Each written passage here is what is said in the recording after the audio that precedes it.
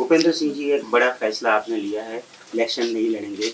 इतने साल तक मंत्री रहे, काफी सारी पोस्ट पर भी आप रहे, आखिर ये फैसला लेने की जरूरत क्या है?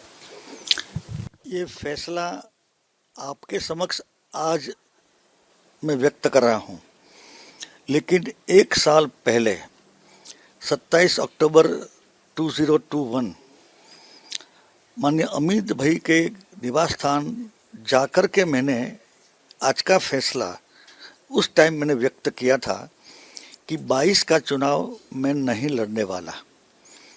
और वो इसीलिए कि पार्टी ने मुझे 80 से लेकर आज तक टिकट दिया।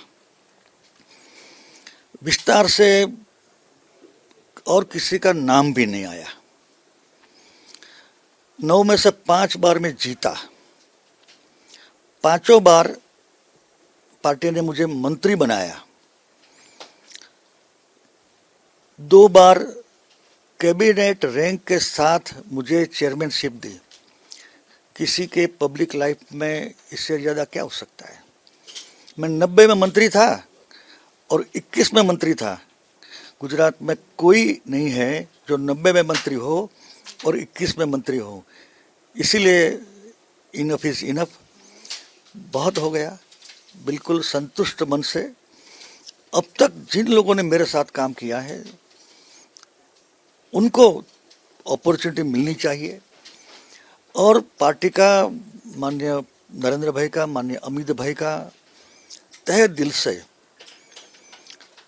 और केशु भाई का, आनंदीबेन का, सभी का बहुत बहुत संतुष्ट मन से आभार मानते हुए सम्मान से ये मैंने निर्णय लिया है। कोई घबराहट में, कोई संकोच में नहीं, बिल्कुल संतुष्ट मन में कि बहुत हो गया, अभी किसी का टर्न आना चाहिए। लेकिन भूपेंद्र जी, सवाल ये उठता है कि आपने एक साल पहले बताया था, अब स्टेट पार्लियामेंट्री बोर्ड की भी मीटिंग हो गई है, निरीक्षक गए थे, वहां पे भी ये सब बात हुई थी, और अब जब दिल्ली में पार्लियामेंट्री बोर्ड की मीटिंग चल रही है उस वक्त आपका ये बात सामने आया कि आपने सामने से चुनाव नहीं लड़ने का फैसला किया था। कहीं ना कहीं सवाल उठते हैं। सवाल उठते ही नहीं है, क्योंकि मैंने एक साल भी पहले कहा था और 3, 4, 5 को इधर पार्लियामेंट्री बोर्ड थी, तब 5 तारीख को रिसेस में मैंने अमित भाई को बताया था। उन्होंने ठीक है, तो मैंने तो इन टाइम बताया ही है। और देखिए, पार्लियामेंट्री बोर्ड में जिस सीट की चर्चा होती है उनको बाहर जाना होता है। मैंने पार्लियामेंट्री बोर्ड में कहा था कि मैं बैठने के लिए तैयार हूं, जो भी पार्टी चाहे, और मैंने ये निर्णय खुद बहुत संतुष्ट मन से और सम्मान के साथ लिया है। इसमें कोई छुपाने की बात नहीं है।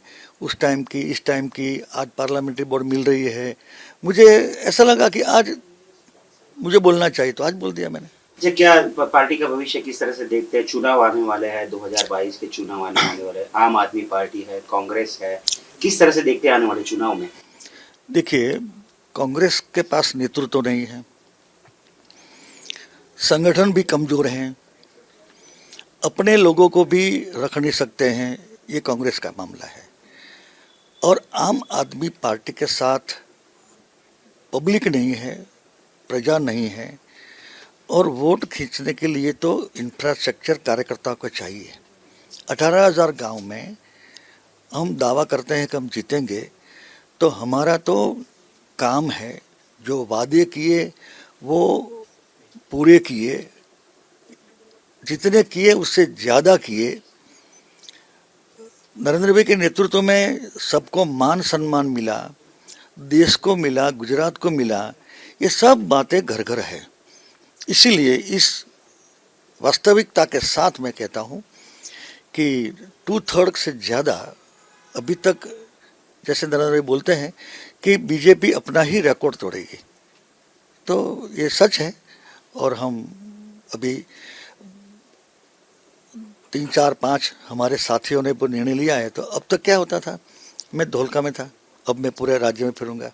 नितिन भाई महसाणा में थे, अब पूरे स्टेट में फिरेंगे।